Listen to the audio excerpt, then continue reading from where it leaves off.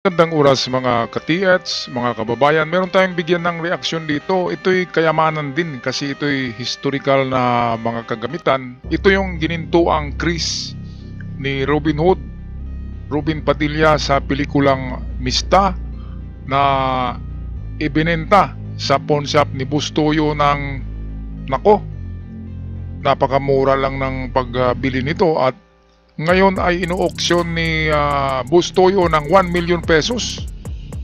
Mamaya ay bigyan natin ng reaksyon. Meron kasing comparison to doon sa unang nabili niya na balisong ni Dencio Padilla ng kahalaga ng 380,000 at itong Chris ni Robin Padilla na ginamit sa Mista ay nabili lamang ng 40,000. At sorry na sabihin kay Idol Bustoyo na medyo nabarat mo si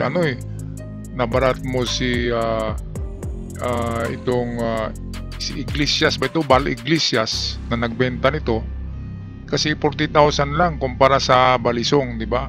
Sa totoo, ang Chris dahil espada yan ay mas mahal talaga ito kaysa balisong. Plus, historical, sino bang mas sikat? Si Robin Padilla ba? O si Dencio Padilla na isang alalay lang ni PJ? Diba? Kaya merong malaking pagkakamali si Bustoyo dito sa pagbili ng dalawang item na ito na gamit ng mga sikat na celebrities at meron ding historical value ito. Kaya dapat pari-pareho ang pag-appraise nito. Okay, bago tayo magpatuloy ay atin muna panoorin tong short clips ni Bustoyo. Kudos kay Bustoyo sa magandang video at magandang negosyo mo dyan sa Bustoyo Pawn Shop.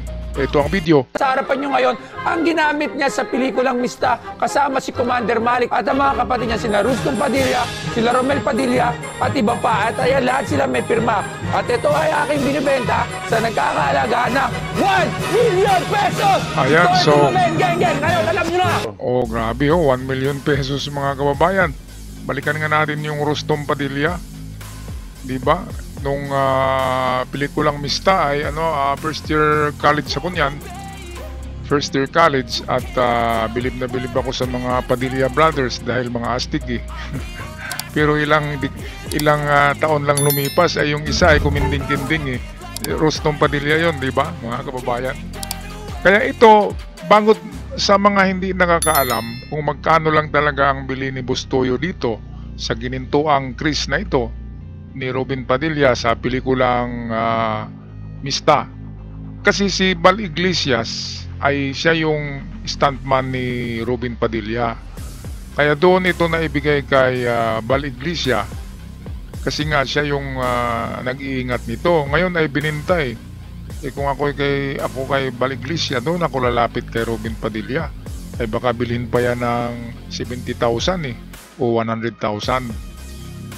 Diyan kasi sa pawn shop ay medyo na sa tingin ko medyo kumpara nga natin doon sa balisong sobrang mahal naman yung balisong. Grabe na budol-budol talaga si doon, si Bustoyo ni Dencio Padilla. Ang galing mag-sell-stock ni Dencio Mamaya papakita ko sa inyo ang clip ng balisong na yun. Meantime, okay. So ito, patuloy muna tayo. Itong dalawa 450. So ito pala. Ito yung clip ng balisong. So unang presyo ng kapatid ni Dencio Padilla, Magnat Dennis Padilla, ay 450,000. Nakakita na ba kayo ng balisong na 450,000 sa buong universe? Kahit sa buong mundo walang balisong na 450,000 pesos Half a million na yan Kaya dito pa lang sa umpisa, budol na ang ginawa ng magkapatid kay Bustoyo. Si Bustoyo naman ay parang na-mesmerize. Talagang kapag ang utak mo ay mapasok na ng budol, ma-hypnotize na yon at hindi na yun makapag-reason out. Kaya ito yung nangyari kay Bustoyo dito. Nang hinayang ako sa 380 ni Bustoyo, final na presyo dito. 380,000 malaki pa rin. Dapat yan nasa 100 lang o 150. Ay ikumpara nga natin doon sa Chris, di ba? Ang Chris ay kung bilhin mo yan, itabi mo yung balisong at Chris. Siyempre mas mahal yung Chris kasi malaki yun, espada yun. ang balisong ay maliit lang, pang bulsa lang, di ba? Meron akong balisong dito na koleksyon ko noon sa Taft Avenue sa Quiapo. Doon ko nabili noon, 1988. Nang nabili, buhay pa rin yung balisong. Yang bili ko noon, 75 pesos lang eh. Di ba? Di sa panahon din na ito, ay ganun din ang balisong noon dahil sa magandang pagkagawa. Siguro nasa 150 to 200 pesos. At ngayon, bininta ng 380,000. Grabe. Sobrang budol. Ito, pakinggan natin ng ang detalye nito. 250. 250. 400. Sa lubong tayo, 380. Hindi na 400 lang.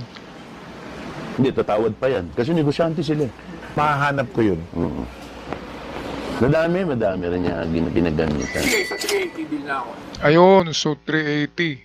380 din yun mga kababayan Binili ni Bustoyo ang dalawang balisong ng 380,000, equivalent sa magandang second hand na kotse, di ba? Brand new na ay slightly used na Vios mabili mo lang ng 300,000 Di ba? 350 ganun, 380 yun Kaya paglabas nila diyan, pwede silang bibili ng second hand kaagad na kotse na slightly used. Sina Dennis Padilla. Grabe. Dito nagkakamali siya. Wala kasing batayan si Bustoyo. Dapat meron siyang mga parang taripa. Yung batayan ng mga historical items. Kaya ito si Bal Iglesias. Ang stuntman ni Robin Padilla. Grabe. Bininta ng 50,000, tinawaran ng 40,000.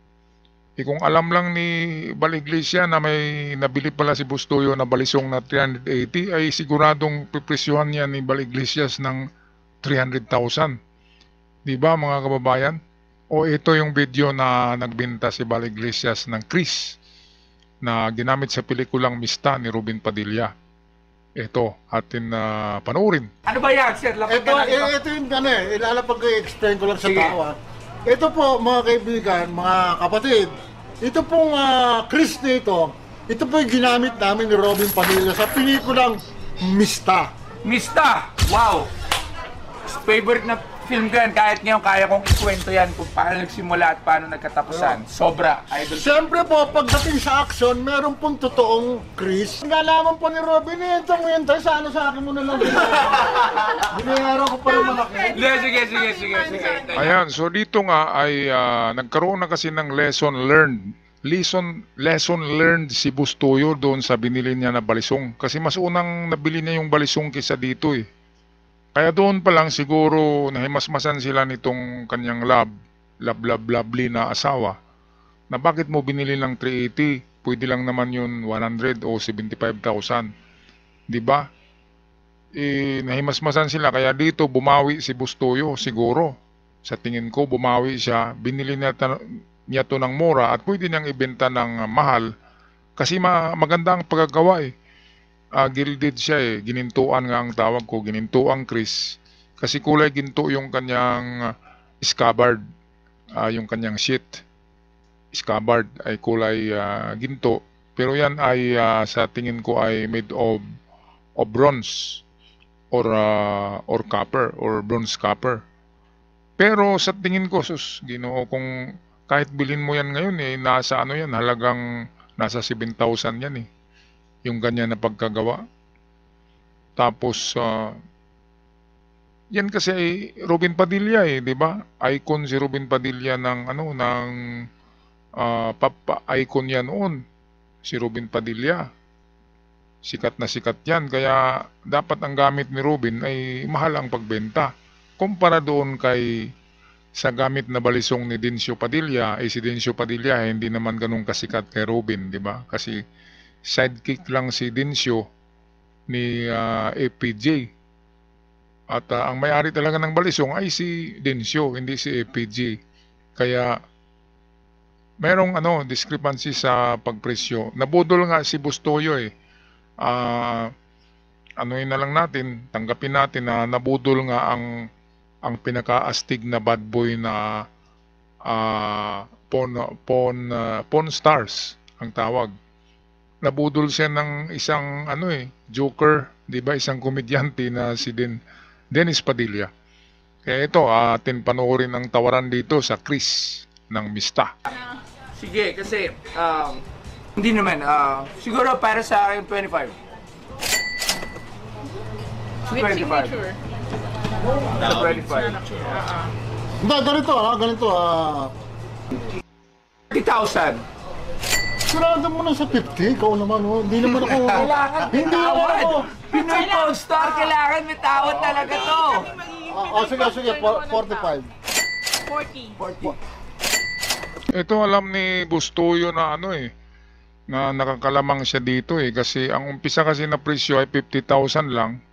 So hindi na pwedeng tataas. Di ba? Dapat kasi sinabi ni Bal Iglesias na 100,000 para tatawad si Bustoyo ng 70,000 o 60,000. At sayang kasi yan yan kasi ay memorabilia at hindi lang props yan kundi totoong pinandayan galing Cavite. Ay pwede talagang pang yan pang 'di ba, panggamit sa sa kung saan matalim at pulido ang paggawa at decorated pa siya ng mga ng mga brillantitos at mga gemstones.